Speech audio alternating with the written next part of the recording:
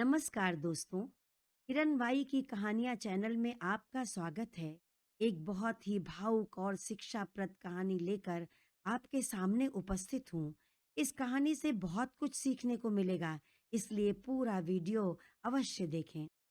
रागिनी और विराज का विवाह हुए अभी एक सप्ताह ही हुए थे जब रागिनी अपने पापा के घर से विदा होकर विराज के घर आ गई। विराज इलाके के बहुत बड़े जमींदार देवराज जी के बेटे सहदेव का इकलौता पुत्र था।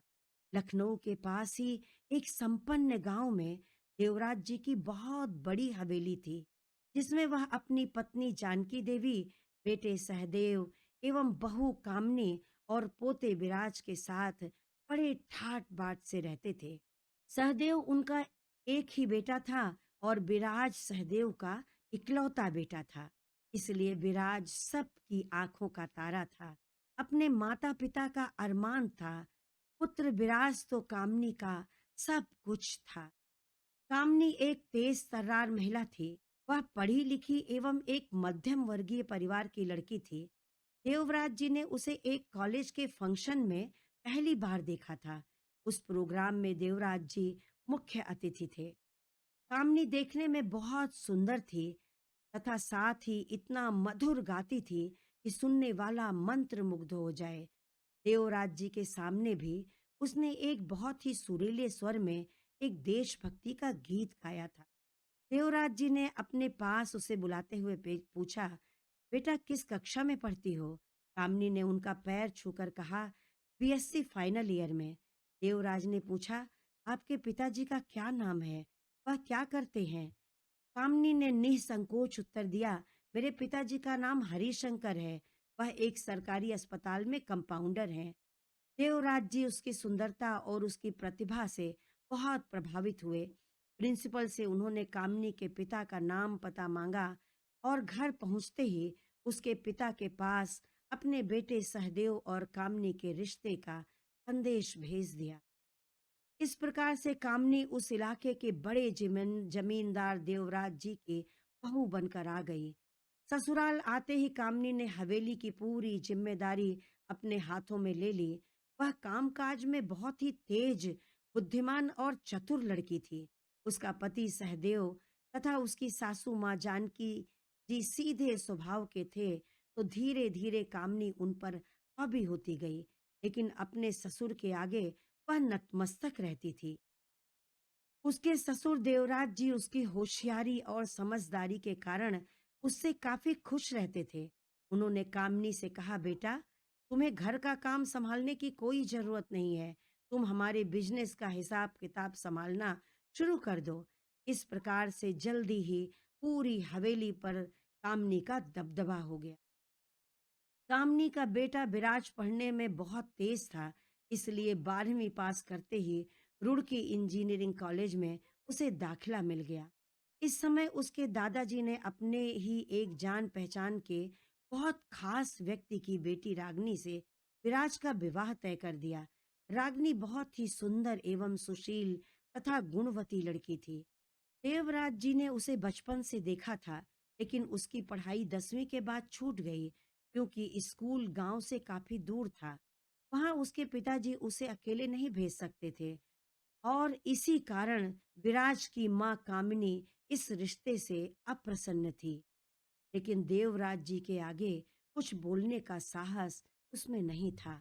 यद्यपि देवराज जी एक रईस जमींदार थे, लेकिन बहुत ही नेक दिल इंसान थे। उनके दिल में गरीब अमीर को लेकर कोई भेदभाव नहीं था, इसलिए उन्होंने अपने बेटे और पोते की शादी मध्यम वर्गीय परिवार की गुणवती लड़कियों से की थी। लगभग 2 साल बाद, अभी विराज सेकेंड ईयर में पहुंचा था, कि एक दिन उनकी दादी जानकी की तबीयत बहुत खराब हो गई। उन्हें अस्पताल में भर्ती कराया गया।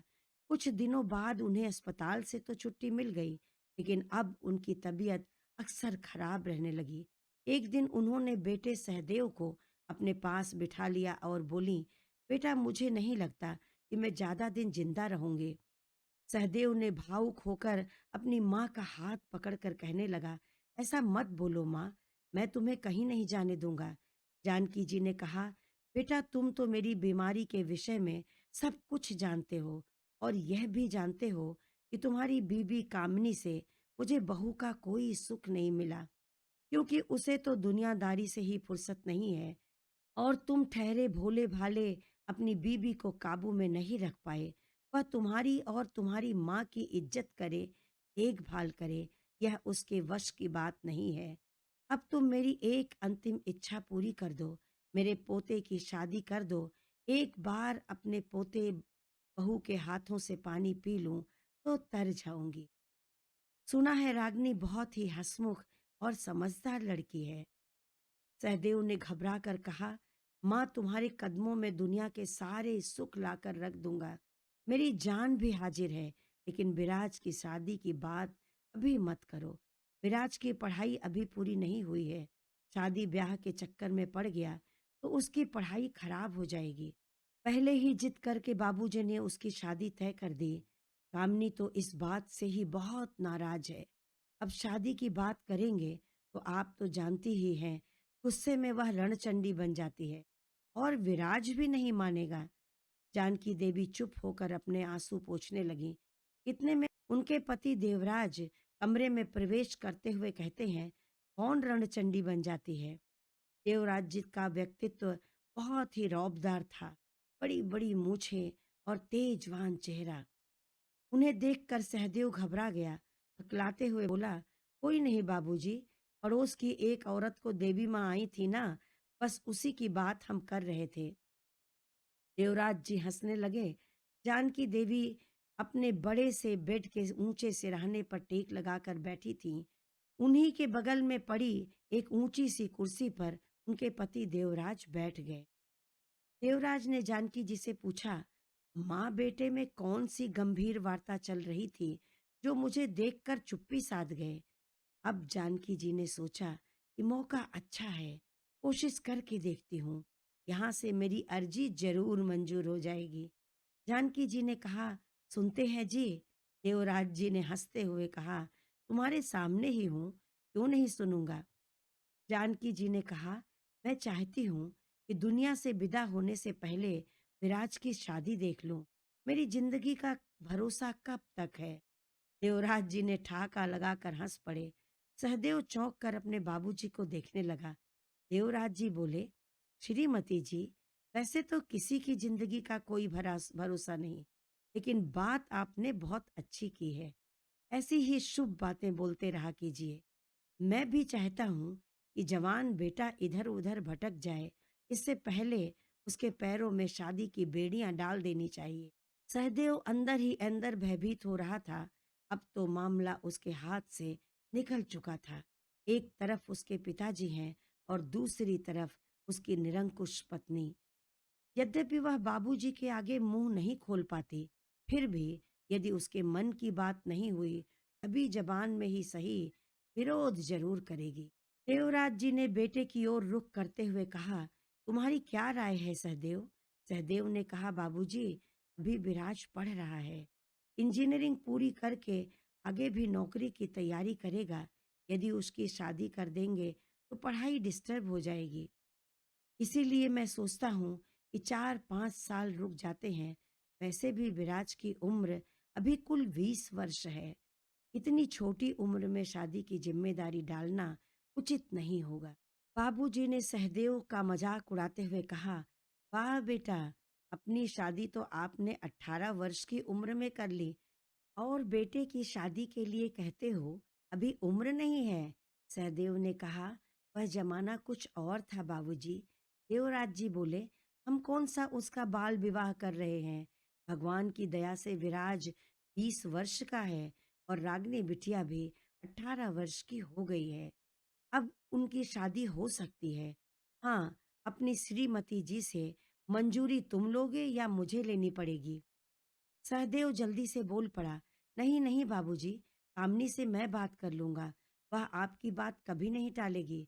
बाबूजी मुस्कुराते हुए बोले, उसे टालना भी नहीं चाहिए, क्योंकि घर के बड़ों के निर्णय का विरोध वह कैसे कर सकती है? सहदेव अपनी माँ से विदा लेकर चुपचाप कमरे से बाहर निकल आया। उसका कमरा ऊपर की मंजिल में था। विचारों में डूबा हुआ वह अपने कमरे तक पहुंचा तो उसने देखा कि कमरे के बाहर लॉबी में ही कामनी एक बड़े से सोफे पर बैठी, उसके सामने मुनीम जी हाथ जोड़कर खड़े आम के बगीचों का हिसाब दे रहे थे। वह गरज कर रही थी और बेचारे मुनीम जी गिड़गिड़ा रहे थे। सहदेव ने सोचा, इस कमबख्त मुनीम को भी अभी ही आना था। उसने कामनी का मूड बिगाड़ दिया था। अभी विराज की शादी की बात करना खतरे से खाली नहीं है। सारा गुस्सा मुझ पर ही निकल जाएगा। वह चुपचाप कमरे में चले गए। थोड़ी देर बाद कामनी कमरे में आई और देखा कि वह किसी चिंता में डूबा हुआ कुर्सी पर बैठा है। कामनी ने नाराजगी से कहा, आपको कोई काम तो संभालना नहीं है, फिर भी जाने कौन सी चिंता में डूबे रहते हैं। जरा बिजनेस पर भी ध्यान दिया कीजिए। बाबूजी की उम्र हो चली है, उनके बाद आप ही को तो सारा बिजनेस संभालना है। इस तरह लापरवाही करेंगे तो नौकर चाकर सारी संपत्ति लूट खाएंगे। सहदेव ने कहा, ऐसा क्यों कहती हो कामनी? बाबूजी अभी बहुत तंदुरुस्त हैं, ईश्वर उन्हें लंबी उम्र दें। कामनी ने कहा, सबकी उम्र ढलती है, उनकी भी ढलेगी। आप तो हमेशा सच्चाई से दूर ही भागते रहना, क्योंकि कोई जिम्मेदारी आप उठाना ही नहीं चाहते। सहदेव ने चुप हो जाना ही बेहतर समझा। थोड़ी देर में कामनी भी शांत हो गई। सहदेव अभी भी वैसे ही चुपचाप बैठे थे, तो कामनी ने कहा, अब कुछ बोलेंगे भी या अकेले ही चिंता में घुलते रहेंगे? सहदेव ने लाचारी से कहा, क्या कहूँ, तुम मेरी परेशानी समझोगी ही नहीं। कामनी ने नाराजगी से कहा, परेशानी समझे बिना ही पूरी जिंदगी आपकी जिम्मेदारियां उठाकर गुजार दी। सहदेव उठकर अपनी पत्नी के पास बेड पर बैठ गए। पत्नी का हाथ अपने हाथ में लेकर कहने लगे, कामनी, तुम माँ की बीमारी के बारे में सब जानती हो। तमाम इलाज के बाद भी उनकी सेहत में सुधार नहीं हो रहा है। कामनी ने कहा, हाँ, बीमारी ही ऐसी है, धीरे धीरे इंसान को खा जाती है। सहदेव की कुछ आशा बंधी तो वह हिम्मत करके कहने लगा, कामनी, माँ ने मेरी जिंदगी में मुझे कोई कमी नहीं आने दी, मेरी हर इच्छा पूरी की है। अब हमारी भी जिम्मेदारी बनती है कि उनकी हर इच्छा पूरी करें। कामनी ने थोड़ा मुंह बनाते हुए कहा, जैसा वह चाहती हैं और आप और बाबूजी सब पूरा करते हैं, अब उनकी कौन सी इच्छा बाकी है? सहदेव ने कहा, वह अपने जीते जी विराज की शादी देखना चाहती हैं। कामनी ने आगे की बात नहीं सुनी और सहदेव का हाथ झटकते हुए बोली, देखो, मैंने पहले ही स्पष्ट कर दिया था कि आप लोग हर बात अपनी मर्जी से चलाइए, लेकिन मेरे बेटे पर बस मेरा हक है। उसकी जिंदगी के फैसले मैं करूंगी और वह भी विराज की मर्जी से। इसके बाद मुझे कुछ भी नहीं सुनना है। सहदेव ने विनती की, कामनी, बाबूजी भी यही चाहते हैं कि वह माँ की अंतिम इच्छा पूरी करें। कामनी ने उलाहना देते हुए कहा, बाबूजी तो वही चाहेंगे जो माँ चाहेंगी। आप कब मेरी चाहत का मान रखेंगे? सहदेव ने माहौल को थोड़ा हल्का करने के लिए कहा, मैं तो आपका सेवक हूँ जी। जैसा आप आदेश देती हैं, उसके खिलाफ 1 इंच भी आगे नहीं बढ़ता। कामनी मजाक के मूड में नहीं थी। गुस्से में बोली, हर बात मजाक में नहीं ली जाती। यह मेरे बेटे के भविष्य का प्रश्न है। इस पर मैं आप लोगों की कोई भी बात नहीं मानूंगी। सहदेव ने अगला पांसा फेंकते हुए कहा, पूरी जमीन जायदाद सब पिताजी के नाम है, वही उसके मालिक हैं। उनकी मर्जी के खिलाफ तो तुम और विराज भी नहीं जाते हो, तो अब हम उनकी मर्जी के खिलाफ कैसे चल सकते? कामनी ने कहा, उनकी बात रखने के लिए मैंने विराज का वरिच्छा तो ले लिया, लेकिन जरूरी नहीं कि उस अनपढ़ गंवार लड़की से अपने बेटे की शादी कर दूं। पहले विराज अपनी पूरी पढ़ाई पूरी करके नौकरी कर लेगा, उसके बाद अपनी पसंद से किसी शहरी पढ़ी लिखी और स्मार्ट लड़की से शादी करेगा। सहदेव ने कहा, कामनी, ऐसे सपने मत देखो जो कभी पूरे ना हो। बाबूजी अपने जीते जी ऐसा कभी नहीं होने देंगे। कामनी ने कहा, उनके जाने के बाद होगा। अब सहदेव गुस्से में चिल्लाया, कामनी, तुम्हारा दिमाग खराब हो गया है, और कमरे से बाहर चला गया। होली की छुट्टी में विराज घर आया था। वह देवराज जी को विशेष प्रिय था और विराज भी अपने दादाजी को बहुत मानता था। वह भी अपने दादाजी की तरह सुंदर कद काठी और रौबदार चेहरे का मालिक था। वैसे तो वह बहुत हंसमुख स्वभाव का था, लेकिन जिद में आ जाए तो उसकी दादी जी कहती कि अब तो इसे ब्रह्मा जी भी नहीं मना सकते। एक दिन देवराज जी ने पूरे परिवार को बैठक में बुलाया। विराज आया तो उसे उन्होंने अपने पास ही बिठा लिया। सभी इकट्ठे हो गए तो देवराज जी ने कहा, आज इस परिवार के एक बहुत ही शुभ आयोजन की योजना बनाने के लिए आप लोगों को बुलाया है। उनकी बात सुनकर कामनी का दिल कांप उठा कि उसे विराज को समझाने का भी मौका नहीं मिला। यहाँ तो वह बाबूजी के सामने कुछ भी नहीं बोल पाएगी। सहदेव भी घबरा गए कि ना जाने क्या होने वाला है। विराज उत्सुकता से बोल पड़ा, वाह दादाजी, आप तो हमेशा सरप्राइज देते हैं। अब की बार कौन सा सरप्राइज है? दादाजी ने लाड़ से पोते के सिर पर हाथ रखा और बोले, विराज, अब आप काफी बड़े और समझदार हो गए हैं और अब की बार तो आपने हमारी जमीन जायदाद में भी इंटरेस्ट लेना शुरू कर दिया है। विराज मुस्कराया। देवराज आगे कहते हैं, सोचता हूँ कि क्यों ना पोते को कुछ और जिम्मेदार बना दूं। अब मैं बूढ़ा हो रहा हूँ, जिंदगी का क्या भरोसा। क्यों ना अपने पोते की शादी में शान से साफा बांधकर बारात के आगे चलने का शौक पूरा कर लूं। जानकी देवी मुस्कुराने लगी। सहदेव नीचे जमीन की तरफ देखने लगा। आमनी ने विराज की ओर देखा। विराज चौंक कर दादाजी की ओर देखने लगा। देवराज बोले, बेटा, रागनी बहुत ही प्यारी बच्ची है, तुम्हें भी पसंद है ना? राज ने कहा, हाँ दादाजी, आपकी पसंद मुझे भी पसंद है, लेकिन शादी की इतनी जल्दी क्या है? अभी तो मैं खुद बच्चा हूँ, शादी तो बड़ों की होती है। दादाजी ने ठहाका लगाते हुए कहा, आपकी उम्र में आपके पिताजी एक बच्चे के बाप बन गए थे। विराज जोर से हंसने लगा। जब अब कामनी से रहा नहीं गया तो वह बीच में ही बोल पड़ी, इनकी बात और थी बाबूजी। विराज तो इंजीनियरिंग कॉलेज की पढ़ाई कर रहा है, उसे परिवार की जिम्मेदारी उठाने लायक तो बनने दीजिए। देवराज जी बोले, बहू, अभी तक तुम्हारी जिम्मेदारी क्या कभी सहदेव को उठानी पड़ी है? और हमने तुम्हें कभी किसी चीज की कमी होने दी है क्या? भगवान की दी हुई इतनी दौलत हमारे पास है, विराज अभी से क्यों अपने परिवार की जिम्मेदारी उठाएगा? एक बार शादी हो जाए, दुल्हन आ जाए, तो हम उसकी भी पढ़ाई पूरी यहीं करवाएंगे। विराज भी अपनी पढ़ाई पूरी कर लेगा।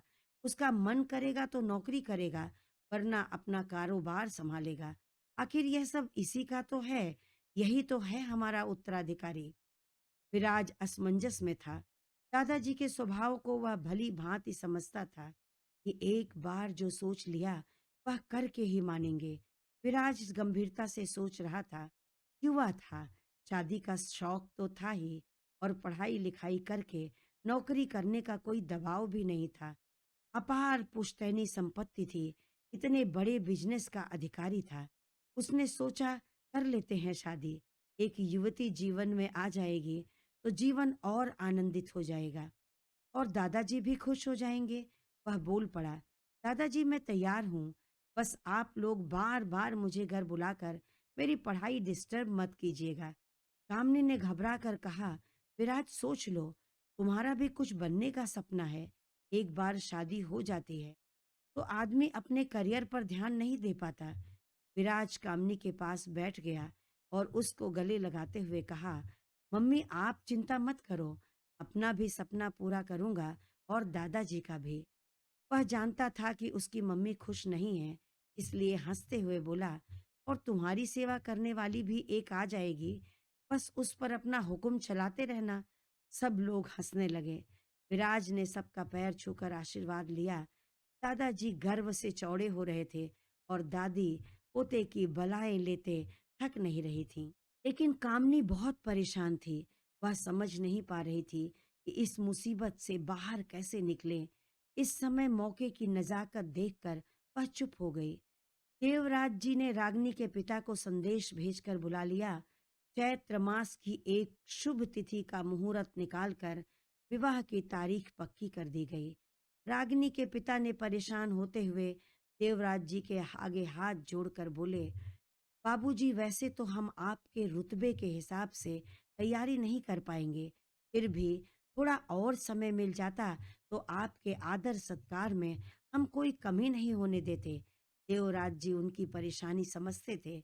उनको तसल्ली देते हुए कहने लगे, जब रागनी बिटिया को हमने अपना मान लिया है तो उसका परिवार भी हमारा है। हम आपके मान सम्मान में कोई कमी नहीं आने देंगे। आप निश्चिंत रहें। शादी की सारी तैयारी हमारी तरफ से होगी। आप तो बस मेरी बहू रानी को तब तक के लिए हिफाजत से रखिए। दोनों तरफ से रागनी और विराज की शादी की तैयारियां जोरों से होने लगीं। धीरे धीरे शादी का दिन भी आ गया। लखनऊ के एक बड़े होटल में शादी का सारा इंतजाम कराया गया। दुल्हन के कपड़े से लेकर मेकअप, बारात की स्वागत की तैयारी, खाना पीना, सब विशेष रूप से देवराज जी अपने देख रेख में करवा रहे थे। अपने इकलौते पोते की शादी वह एक यादगार बना देना चाहते थे। आखिर उनके परिवार में इतने वर्षों के बाद खुशी का मौका आया था। विराज की बारात पूरी शानो शौकत से निकल पड़ी। विराज काफी हैंडसम था और दूल्हा बनकर सफेद शेरवानी और लाल पगड़ी में घोड़े पर सवार होकर वह किसी राजकुमार से कम नहीं लग रहा था। खुशी के उसके चेहरे पर झलक रही थी। देवराज जी भी गुलाबी पगड़ी में बहुत जच रहे थे। बारात में सबसे आगे आगे अपनी मूछों पर ताव देते हुए शान से चल रहे थे। बैंड बाजा, नाच गाना, गाड़ियों की कतार से सजी विराज की बारात बहुत ही शानदार थी। इधर रागनी की सहेलियां रागनी को छेड़ने में लगी हुई थीं।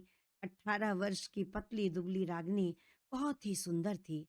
सुंदर नाक नक्श के साथ हिरनी जैसी उसकी आंखों में बचपन की एक चंचलता अभी भी मौजूद थी, जो उसकी सुंदरता में चार चांद लगा रही थी। अब आज लाल जोड़े में रागनी स्वर्ग से उतरी हुई किसी अप्सरा के समान लग रही थी। बारात आ चुकी थी। रिवाज के अनुसार रागनी ने छत से दूल्हे के ऊपर फूल और चावल फेंके। विराज की नजरें ऊपर उठीं। एक पल के लिए दोनों एक दूसरे को देखते रह गए। रागनी की भाभी ने उसके कान में कहा, मेरी राजकुमारी को ब्याहने आज स्वयं कामदेव आए हैं।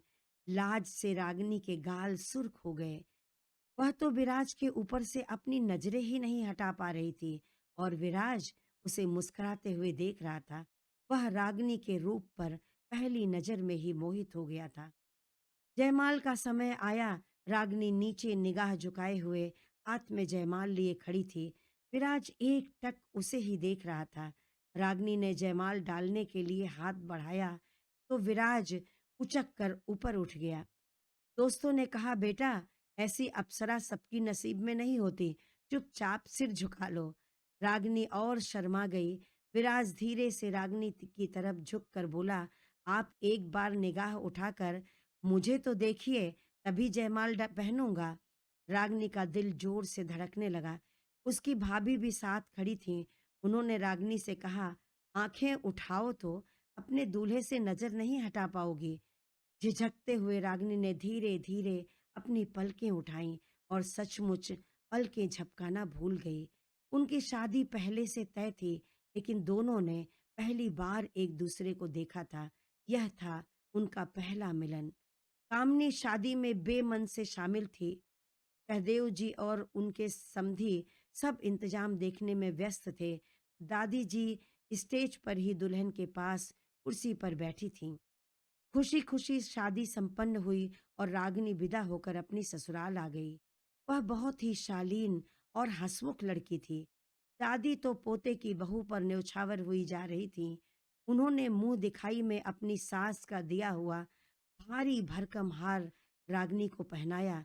रागिनी का रूप और खिल उठा, लेकिन कामिनी रागिनी से बहुत ही बेरुखी से पेश आ रही। फिर भी रागिनी अपनी सास की हर आज्ञा का चुपचाप पालन कर रही। रात में जब विराज अपने कमरे में पहुंचा, उसका बेडरूम बहुत ही शानदार फूलों और मोमबत्तियों से सजा हुआ था। दुल्हन रागिनी बेड पर बैठी थी। विराज ने उसका घूंघट उठाया तो वह बेड से उठने लगी। विराज ने पूछा, क्या हुआ? नीचे उतरकर विराज के पैर छूकर बोली, माँ ने कहा था पति के पैर जरूर छू लेना। विराज हंसने लगा। रागिनी ने अपना पर्स खोला, उसमें से एक लड्डू निकाला और विराज के हाथ पर रखते हुए बोली, मेरी ओर से आपके लिए तोहफा। विराज ने पूछा, यह भी माँ ने कहा था? उसने कहा, नहीं, सहेलियों ने कहा था। विराज ने एक बार में ही पूरा लड्डू मुंह में डाल लिया, लेकिन यह क्या? लड्डू में तो अंदर नमक ही नमक भरा था। विराज ने उसका हाथ कसकर पकड़ के अपनी ओर खींचा। तब तक रागिनी हाथ छुड़ाकर हंसते हुए बेड के दूसरी तरफ भाग गई। उसकी इस मासूम शरारत पर विराज को बहुत प्यार आ रहा था। उसने कहा, अभी देखो तुम्हारी शरारत का बदला कैसे लेता हूँ। रागिनी हंसते हुए बोली, पकड़ पाओगे तब तो बदला लोगे। विराज एक ही छलांग में बेड से कूदते हुए उसके पास पहुंच गया।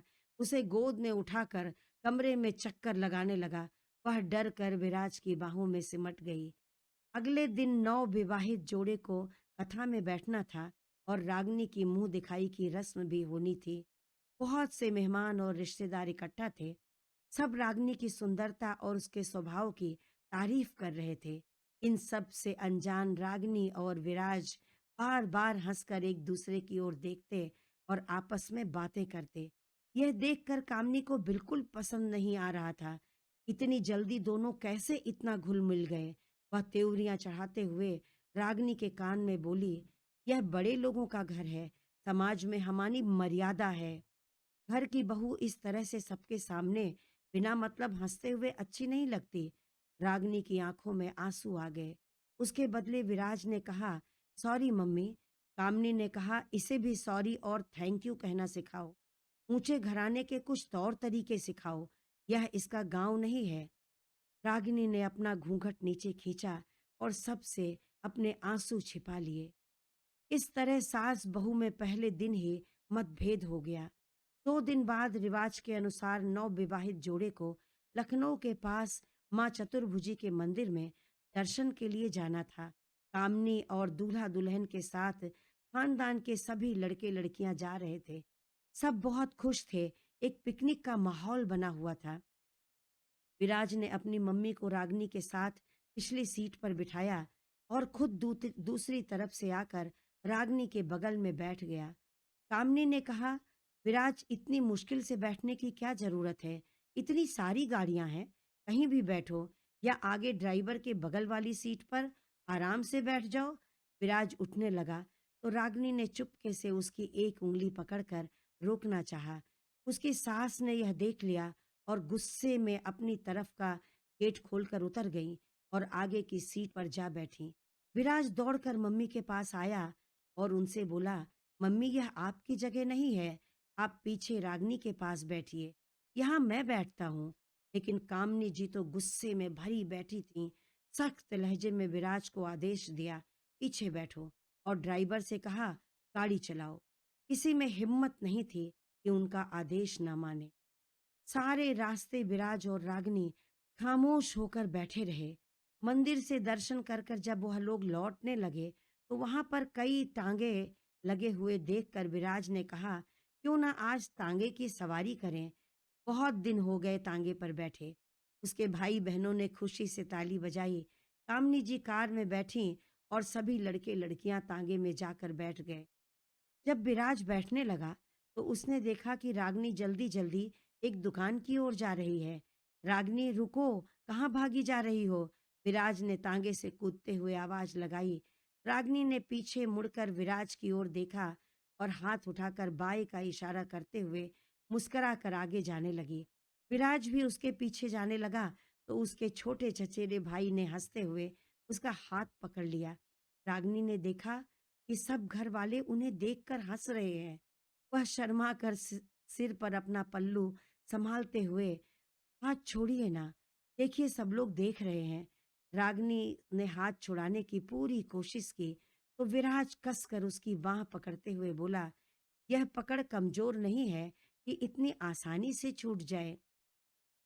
रागनी ने आंखों से विनती की तो विराज ने उसका हाथ छोड़ते हुए कहा, जा कहाँ रही हो मैडम? रागनी ने कहा, वहाँ चूड़ियों की दुकान है, हमें वह चूड़ियाँ चाहिए, हम वही लेने जा रहे हैं। विराज ने कहा, रागनी, लखनऊ में बहुत अच्छी चूड़ियाँ मिलती हैं, हम वहाँ से ले आएंगे। इन चूड़ियों की क्वालिटी अच्छी नहीं है। रागिनी ने मनुहार करते हुए विराज की ओर देखा तो विराज ने प्यार से उसके गाल पर एक चपत लगाते हुए कहा, नटखट लड़की, मानेगी नहीं, चलो दिलाता हूँ। चूड़ियां लेकर जब वह लोग तांगे के पास पहुंचे तो कामनी अपनी कार में बैठी गुस्से से रागिनी को घूर रही थी। घर पहुंचने के बाद उन्होंने रागिनी को अपने कमरे में बुलाया और बोली, तुम्हारे माता-पिता ने कुछ तुम्हें कोई तौर तरीका नहीं सिखाया कि 4 लोगों के बीच में ऐसा व्यवहार करते हैं और अपनी ससुराल में कैसे रहते हैं। और तुम्हारा घर नहीं है, चाहे जैसे बच्चों की तरह छोटी-छोटी बात पर जिद करो। तुम्हें तो हमारी इज्जत का ज़रा भी ख़्याल नहीं। इस बार जब तुम मायके जाना, तो अपनी माँ से कुछ तमीज़ सीख कर आना। रागिनी सर झुकाए चुपचाप खड़ी थी। उसकी आंखों से टप टप गिरते आंसू जमीन को भिगो रहे थे। कामनी ने कहा, यह बात बात पर बच्चों की तरह आंसू क्यों बहाती हो? यह भी तो समझो कि तुम्हारी माँ ने तुम्हें कुछ नहीं सिखाया तो मुझे ही सिखाना पड़ेगा ना। अब जाओ यहाँ से, आगे से ध्यान रखना। रागिनी चुपचाप अपने आंसू पोंछते हुए चली गई। अब रागिनी कामनी के सामने गंभीर रहने की कोशिश करती थी। विराज की छुट्टियां खत्म हो गई थीं। उसके हॉस्टल जाने और रागिनी के मायके जाने की तैयारी शुरू हो गई। रागिनी के पिता उसे लेने आ गए थे। वह बहुत उदास हो गई थी। जाते समय विराज के गले से लगकर खूब रोने लगी। विराज भी उदास था, लेकिन उसे समझा रहा था, मम्मी थोड़े दिन में तुम्हें यहाँ बुला लेंगी, यहीं पर तुम्हारा एडमिशन करा देंगे। तुम अपनी पढ़ाई पूरी करना, मैं भी जल्दी जल्दी आता रहूंगा। दादी भी रो रही थीं, बस कामनी जी के मन में बड़ी राहत थी। रागिनी विदा हो गई, विराज हॉस्टल चला गया। तब मोबाइल का जमाना आने में कुछ वर्ष बाकी थे, इसलिए हॉस्टल के गेट पर लगे फोन में रागिनी और विराज बात करते थे। दोनों एक दूसरे को बहुत मिस करते थे। लगभग रोज ही उनकी बात होती थी। लेकिन जब सेमेस्टर आने वाला होता तो विराज पढ़ने में बहुत व्यस्त हो जाता और रागिनी से बात नहीं कर पाता। रागिनी बहुत उदास हो जाती। कुछ महीने बीत गए तो रागिनी के पापा ने कामनी जी को फोन करके कहा कि काफी महीने गुजर गए हैं, अब रागिनी को ससुराल ले जाइए। दामाद जी ने उसे ससुराल में ही रहकर पढ़ने की बात की थी। कामनी ने खींचते हुए कहा, मेरे रहते विराज कौन होता है घर के मामलों में दखल देने वाला? आप लोगों को हमारी इज्जत की जरा भी परवाह नहीं है। बहू यहाँ से पढ़ने जाएगी तो लोग क्या कहेंगे कि हम अनपढ़ बहू लाए थे और अब उसे पढ़ा रहे हैं। फिर विराज भी हॉस्टल में है, वह यहाँ रहकर क्या करेगी? आप अपने घर में रहकर उसे ही पढ़ाइए और कुछ बड़े घर के तौर तरीके सिखाइए। रागिनी के पापा बेचारे क्या कहते, चुप हो गए। धीरे धीरे 6 माह बीत गए। एक दिन देवराज जी को हार्ट अटैक पड़ा। उन्हें लखनऊ मेडिकल कॉलेज में एडमिट करा दिया गया, लेकिन देवराज जी को बचाया ना जा सका। उनका देहांत हो गया।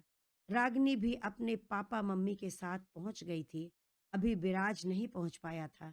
जब देवराज जी की बॉडी को लेकर गांव जाने लगे तो रागिनी ने कहा, मैं भी अपने परिवार के साथ अपने ससुराल जाऊंगी।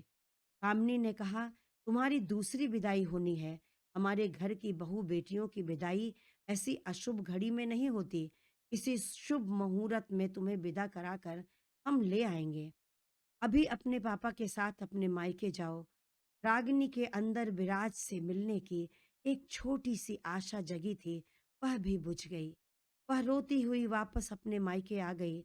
अगले दिन विराज अपने दादा के अंतिम क्रियाकर्म में शामिल होने के लिए घर पहुंच चुका था।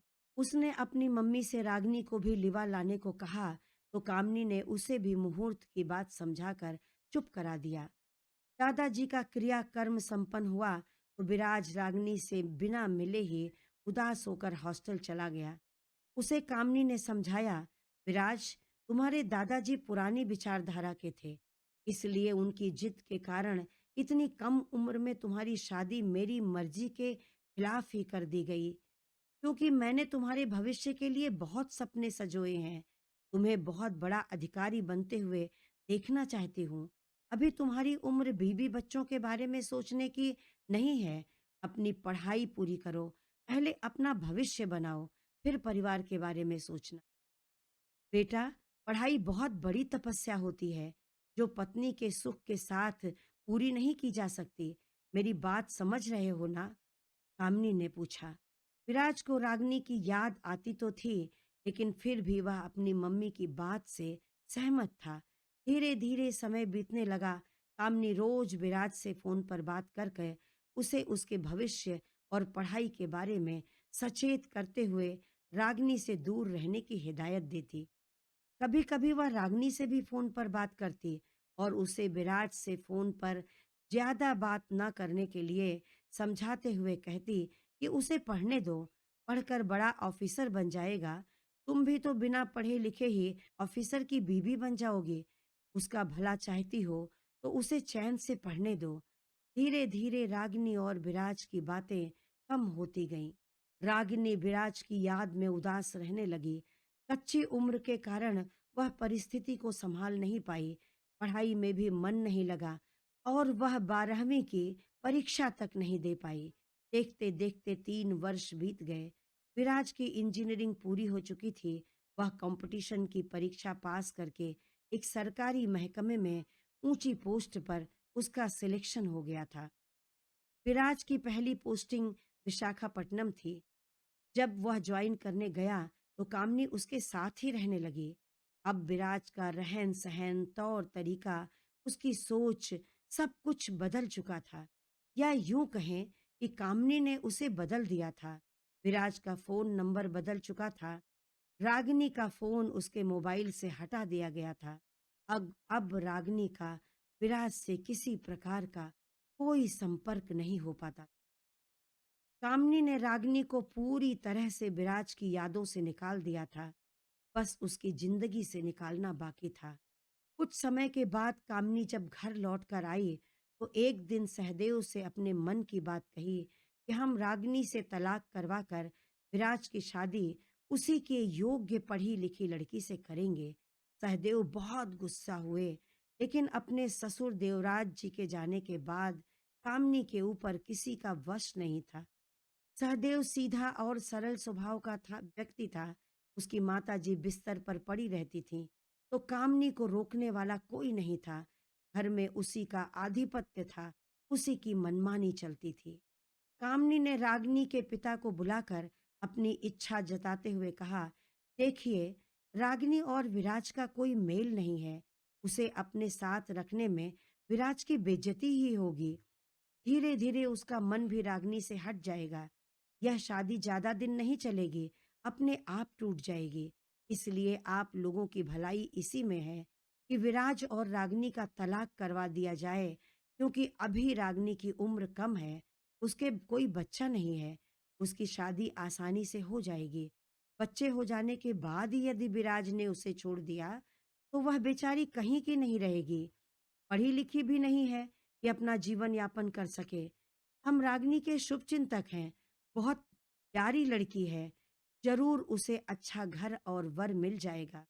रागिनी के पिता को पहले से ही कुछ अंदेशा हो गया था। वह चक्कर खाकर सोफे पर गिर पड़े। उन्होंने सोचा भी नहीं था कि उनके साथ इतना बड़ा धोखा किया जाएगा। उनकी आंखों के सामने देखते देखते उनकी बेटी की जिंदगी बर्बाद हो जाएगी। रागिनी ने जब यह बात सुनी तो रोते हुए बोली, पापा आप झूठ कह रहे हैं। विराज मुझे नहीं छोड़ सकते। मैं खुद मम्मी जी से बात करूंगी। पापा, आप ऐसी बातें मत कीजिए। वह रोते रोते बेहाल हो गई। बड़ी मुश्किल से मम्मी पापा ने उसे संभाला। उसकी माँ ने अपने हृदय से लगाकर कहा, बेटा हिम्मत रखो। रागिनी कहने लगी, कैसे हिम्मत रखे माँ? जब पढ़ रही थी तब आप लोगों ने कहा स्कूल दूर है, पढ़ाई छोड़ दो। छोड़ दिए। अब वो कहते हैं कि पति के योग्य नहीं हो, इसलिए छोड़ दो। आप कहती हैं कि हिम्मत रखो। क्यों मुझे सबके हाथ की कठपुतली बना दिया माँ? जो जैसे चाहे वैसे नचाए। अब हिम्मत नहीं है। मैं उनके बिना नहीं रह सकती। रागिनी ने कामनी जी को फोन करके विनती की, मम्मी जी मुझे मेरे पति से मिलने दीजिए। वह मुझे नहीं छोड़ सकते। मुझे उनका पता दीजिए, मैं खुद उनके पास चली जाऊँगी। वह मेरे पति हैं, मुझे उनसे कोई दूर नहीं कर सकता। कामिनी ने उसे समझाते हुए कहा, विराज तो कब का तुमसे दूर हो चुका है। उसके पीछे पड़ने से कोई फायदा नहीं होगा। तुम अपनी जिंदगी में आगे बढ़ो और खुश रहो। रागिनी रोती रही और गिड़गिड़ाती रही, मम्मी जी, मेरी उनसे बात करा दीजिए, मुझे उनसे मिलने दीजिए। साथियों, कहानी अभी बाकी है। क्या विराज रागिनी को तलाक देने के लिए तैयार हुआ? क्या सहदेव और उसकी माताजी इनका तलाक होने से रोक पाए? यह सब जानने के लिए मेरा अगला वीडियो अवश्य देखिए। साथियों, मेरी कहानी आपको कैसी लगी कमेंट में लिखकर अवश्य बताएं। यदि अच्छी लगी हो तो कृपया लाइक कर दें तथा ऐसी ही और कहानी देखने के लिए मेरे चैनल को सब्सक्राइब करके बेल आइकन दबाना ना भूलें। धन्यवाद।